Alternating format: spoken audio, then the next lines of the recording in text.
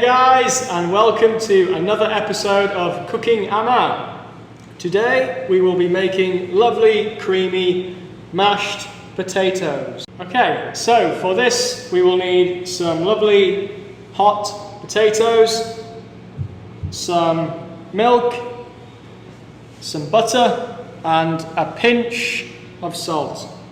The first thing we will do is place the potatoes into a big mixing bowl. We will add our milk, just a splash. We will add our butter and a pinch, not too much, just a pinch of salt. We will then begin to mash everything together.